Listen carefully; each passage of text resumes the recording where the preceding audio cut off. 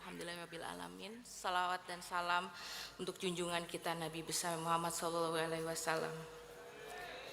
Assalamualaikum warahmatullahi wabarakatuh.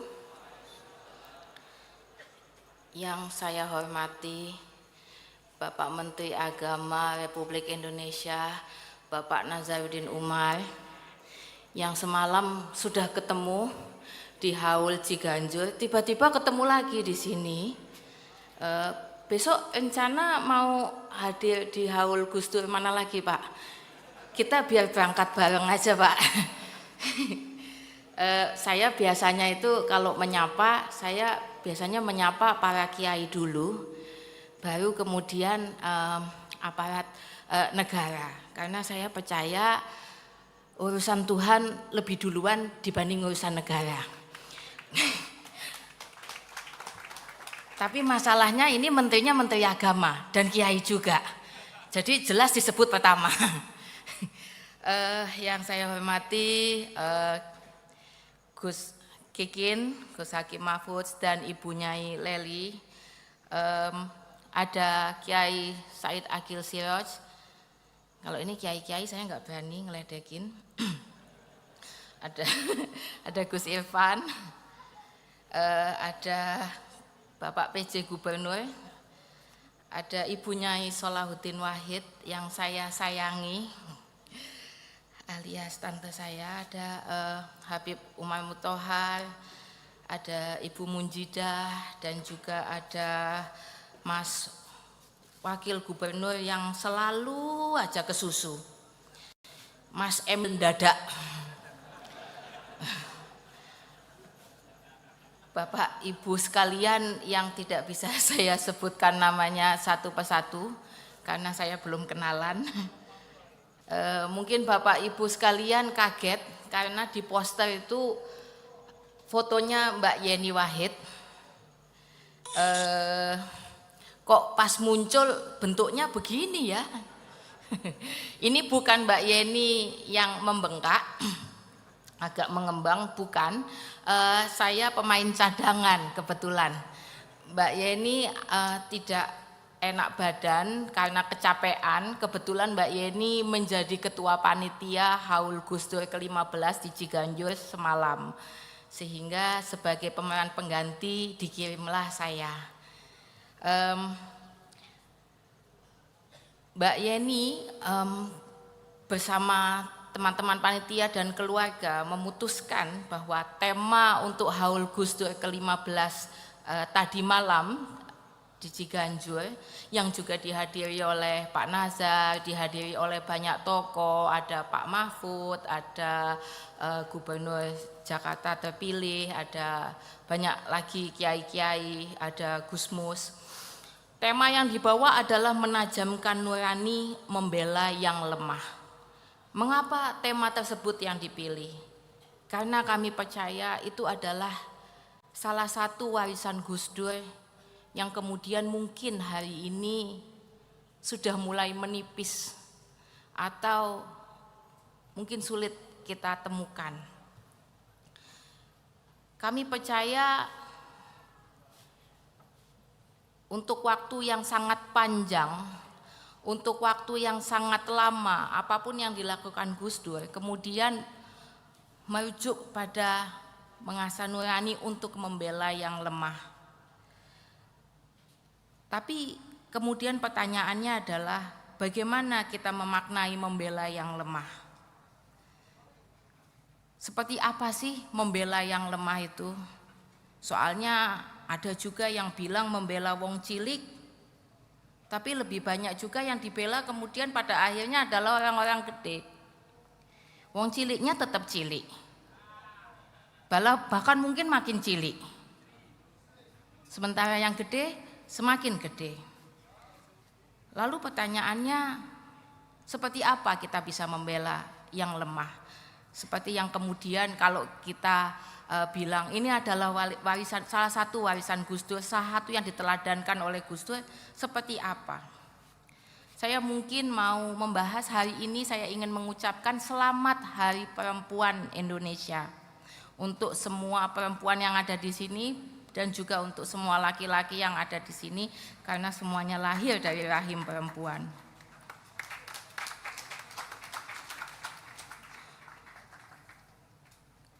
Di Indonesia, Hari Perempuan dikenal sebagai Hari Ibu, tanggal 22 Desember. Padahal pada saat Hari Ibu ini dicanangkan oleh Presiden Soekarno pada sejarahnya, hal itu dianggap sebagai hari untuk kekuatan perempuan, untuk menunjukkan kekuatan perempuan, untuk pemberdayaan perempuan, untuk menunjukkan bahwa perempuan adalah juga makhluk yang didaya seperti laki-laki. Tapi pada sejarahnya, pada perjalanannya, di era-era setelahnya, Hari Ibu kemudian direduksi, dikurangi menjadi peranan Hari Ibu saja. Ada kemudian pemimpin-pemimpin yang mereduksi itu menjadi sebuah politik yang kita sebut dengan ibuisme, bahwa perempuan kemudian direduksi menjadi hanya berkaitan dengan menjadi ibu, dan yang artinya hanya berkaitan dengan mengurusi keluarga dan anak-anak. Padahal peran perempuan kemudian begitu besar. Hari Perempuan awalnya, Hari Ibu awalnya itu dimaksudkan untuk kemudian menunjukkan betapa banyaknya tindakan-tindakan dan juga bukti-bukti nyata yang sudah dimunculkan oleh pemberdayaan perempuan, oleh kekuatan-kekuatan perempuan, kemudian direduksi. Hubungannya apa? Hubungannya adalah ini berkebalikan dengan apa yang dibawa oleh Gus Dur, terutama ketika beliau menjadi presiden. Gus Dur bukan melimitasi atau mereduksi, lalu kemudian entitas-entitas, kelompok-kelompok yang selama ini dilabeli dengan minoritas, lemah, yang sebelum-sebelumnya semakin dilemahkan seperti perempuan tadi, kemudian direduksi tugas-tugasnya, direduksi keberadaannya, dilimitasi. Oleh Gus Dur kebalikannya, Gus Dur menunjukkan bahwa mereka memang berdaya, yang tadinya dipaksa dan dilemahkan oleh Gus Dur kembali dibangkitkan kekuatannya. Maka saya merasa bahwa ada dua hal ketika kita memaknai bagaimana membela yang lemah, belajar dari Gus Dur. Yang pertama adalah membela yang lemah artinya kita berada bersama mereka.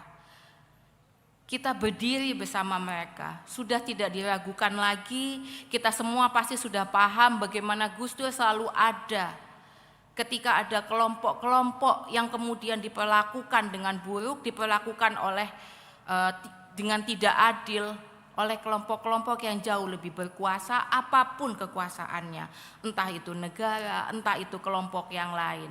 Beliau pasti ada bersama mereka yang dilemahkan.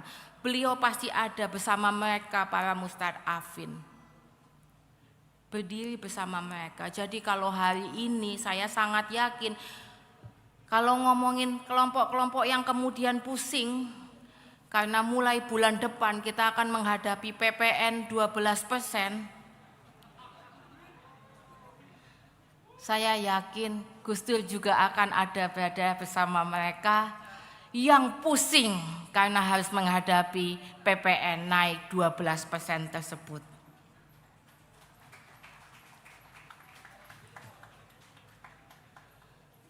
Yang kedua, bagaimana kemudian kita memaknai membela yang lemah, yaitu Gus Dur selalu percaya bahwa tidak ada manusia yang lemah, tidak ada manusia yang bodoh, tidak ada manusia yang miskin. Yang ada hanya kelompok-kelompok yang dilemahkan, dimiskinkan dan dibodohkan. Dan seringkali hal tersebut memang dilakukan secara terstruktur dan secara masif untuk kepentingan-kepentingan tertentu. Itu yang selalu diingatkan oleh Gus Dur. Maka salah satu hal yang bisa kita lakukan ketika kita bicara tentang membela yang lemah adalah mengembalikan kesadaran pada mereka yang dilemahkan bahwasanya mereka tidak lemah dan membantu memulihkan keberdayaan mereka. Saya sangat yakin itu yang dilakukan oleh Gus Dur selama ini. Bagaimana kita kemudian bisa melakukan hal tersebut? Tentu saja perlu mengasah nurani. Itu sebabnya tema semalam adalah mengasah nurani, membela yang lemah. Dan untuk mengasah nurani, apa yang paling tepat selain melalui akal dan akhlak? Dan tempat mana lagi yang paling tepat kalau bukan pesantren? Saya sangat yakin Gus Dur terasa nuraninya karena begitu lamanya bersinggungan dengan dunia pesantren, menjadi bagian dari dunia pesantren. Untuk itu penting malam ini kita mengingatkan kembali nilai-nilai tersebut. Penting untuk kemudian kita mengevaluasi sudah seberapa jauh kita dari nilai-nilai tersebut. Saya tidak mau panjang-panjang, saya itu deg-degan karena harus bicara di depan kiai-kiai seperti Pak Nasar dan Pak Said. Nanti biar beliau-beliau yang lebih pantas untuk berceramah, untuk bicara, untuk mendedah apa yang sudah diwariskan oleh Gus Dur. Saya hanya ingin mewakili keluarga menyampaikan terima kasih.